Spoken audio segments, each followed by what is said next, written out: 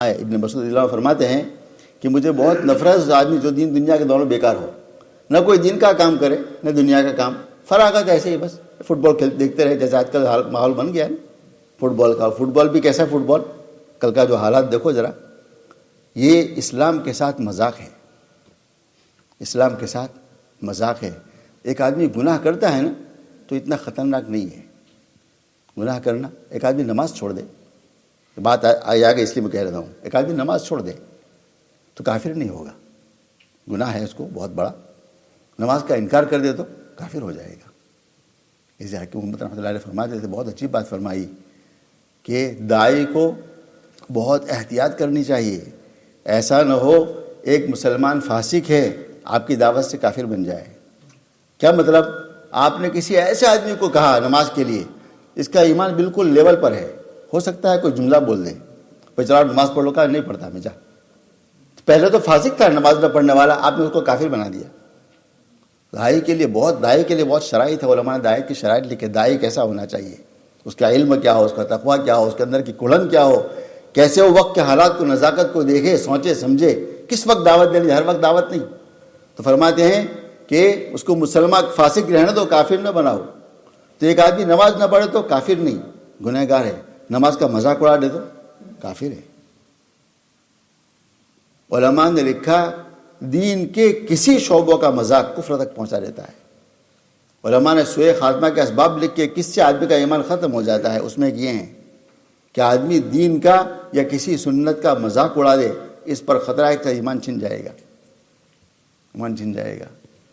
یہاں فٹ بال ہوا حکمت سینٹر میں، تو وہاں فٹ بال کے ساتھ بہت بڑی اسکرین لگائی گئی، اجتماعی دعوت دی گئی، اور دعوت دے کر قرآن کریم کی تلاوت کی گئی اس کے ساتھ بیٹھ کر۔ بھئی یہ قرآن کی جگہ تو نہیں تھے، دیکھ لو آپ، ٹھیک ہے گناہ کر رہے ہیں کر لو۔ میری درخواست ہے، میری آواز اگر پہنچے ان حضرات پر جو یہ پروگرام کر رہے ہیں، بہت محبت سے کہتا ہوں میں، اللہ کے واسطے اپنے ایمان کی حفاظت کرو۔ اور میں علماء سے بھی درخواست کرتا ہوں ان حضرات کو بلا کر بٹھائے، ان کو سمجھائے، یہ ہمارے مسلمان بھائی ہے، کافر فاسق نہیں ہے، علم نہیں ہے، جہالت ہے، پتہ نہیں ہے کہ اس سے ہمارے ایمان میں کوئی فرق پڑ سکتا ہے۔ ایسے آدمیوں کو بلا کر تنہائی میں محبت سے سمجھانا چاہیے کہ آپ کو گیم کھیلنا ہو تو کھیلو۔ دیکھو فٹ بال آدمی کھیل لے سطر کے ساتھ، کشف عورت نہ ہو، سطر کھلا نہ ہو، کھیلنے جائز ہے۔ بلکہ شاید کوئی آدمی اس نیت سے فٹ بال کھیلے کہ میں اپنی صحت کو اچھی بناؤں گا فٹ بال کھیل کر، تاکہ میں نماز پڑھ سکوں، تو اللہ شاید عبادت کا اجر بھی دے اس کو۔ اس کا یہ کھیلنا عبادت بھی بن جائے، نیت سے آدمی کو عادت عبادت نیت سے بن جاتی ہے۔ لیکن ایک ناجائز کام کو جائز کہہ کر کرنا ہے بہت خطرناک ہے۔ تعویل کرنا، سطر ران سطر ہے کہ نہیں، بھئی میں آپ کو بحث پڑھنے کی کیا ضرورت ہے؟ ہم حنفی ہے، احناف کا اتباع کرتے ہیں، احناف کا متفق مسئلہ ہے کہ ران سطر ہے، ختم ہو گیا بس بات۔ آپ کوئی مجتہد تو نہیں ہے کہ مسائل کا استعمال شروع کر دو۔ تو بہت آدمیوں کو احتیاط کرنی چاہیے، حضرات علماء کو بھی چاہیے میری آواز پہنچے، ان حضرات کو بلائے، محبت سے بٹھائے، سمجھائے، اور مجھے امید ہے کہ ہمارے مسلمان سمجھانے پر ضد نہیں کریں گے، سمجھ جائیں گے انشاءاللہ، آئندہ احتیاط کریں گے۔ احتیاط نہ کی نا بہت خطرہ ہے کہ ایسے اعمال کہیں ایمان چھن نہ لے، کفر پر موت نہ آ جائے۔ دین کا مذاق ہے، استہزاء ہے، قرآن کا مذاق ہے۔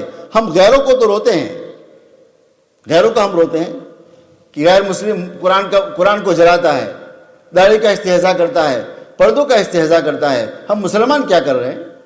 یہ سوچنا ہے ہم مسلمان کیا کر رہے ہیں۔ اور یہ ڈسبری باٹلے کا علاقہ بہت دنگا علاقہ ہمارے یہاں مرکز ہے، مدارس ہے، خانقاہ ہیں، علماء یہاں ہیں۔ ایسے علاقوں میں ایسی بے دینی بہت غور کرنا چاہیے، ہمیں سیکھنا چاہیے۔ اور عوام کو ایسے ہر پروگرام میں چاہیے پہلے علماء سے پوچھ لیں، علماء سے مشورہ کریں۔ ایسا نہ ہو آپ کسی چیز کو مفید سمجھ کر رہے ہو، وہ مفید چیز آپ کے ایمان کا ضیاع کا ذریعہ نہ بن جائے، بہت خطرناک معاملہ ہے۔ اللہ تعالی ہم سب کو سمجھ دے۔ جو اللہ میری آواز پہنچا ہے نا، جو حضرات سے پروگرام کر رہے ہیں، وہ ڈرے اللہ سے، اللہ کا خوف کرے، علماء سے مشورہ کرے، اب کے اوپر توبہ استغفار کرے، ندامت کرے، اللہ کے سامنے رات کو گڑ گڑائے، اللہ ہم سے غلطی ہو گئی، ہم نے قرآن کی توہین کی ہے۔ قرآن کی معمولی بات نہیں ہے، قرآن کی توہین تو آدمی کا ایمان چھین لیتی ہے، ایمان ختم ہو جاتا ہے اس سے۔ قرآن کریم عظمت والی کتاب ہے، اس جگہ پڑھنے کی جگہ ہے وہ۔ علماء نے لکھا قرآن کو سجدے میں بھی نہ پڑھو، رکوع میں بھی نہ پڑھو، یہ اس کی جگہ نہیں ہے۔ رکوع سجدہ قرآن کی جگہ ہے، یہ تسبیح کی جگہ ہے۔ فٹ بال کھیلتے ہوئے غفلت کا ماحول، ٹی وی کا ماحول، جہاں کوئی دین کا ماحول نہیں، وہاں آدمی قرآن پڑھے گا، وہاں قرآن کی تلاوت ہوگی، کون قرآن سنے گا؟ قرآن کا تو حق ہے جب پڑھا جائے تو اہتمام سے، ادب احترام سے خاموش ہو کر سنے، خاموش ہو جائے، ادب ہو۔ قرآن کریم کا حق تو یہ ہے، سننے والے کیسے تھے؟ جب ان پر قرآن پڑھا جاتا نا تو ان کی آنکھوں سے آنسو آ جاتے تھے۔ سورہ وہ 7 پارے کی شروع کی بالکل آیت دیکھ لو، آدمی کی آنکھوں سے آنسو۔ علماء کا وفد آتا تھا، یہود نصارہ کا وفد آتا تھا نا، وہ بھی رو پڑتا تھا قرآن کریم کو سن کر۔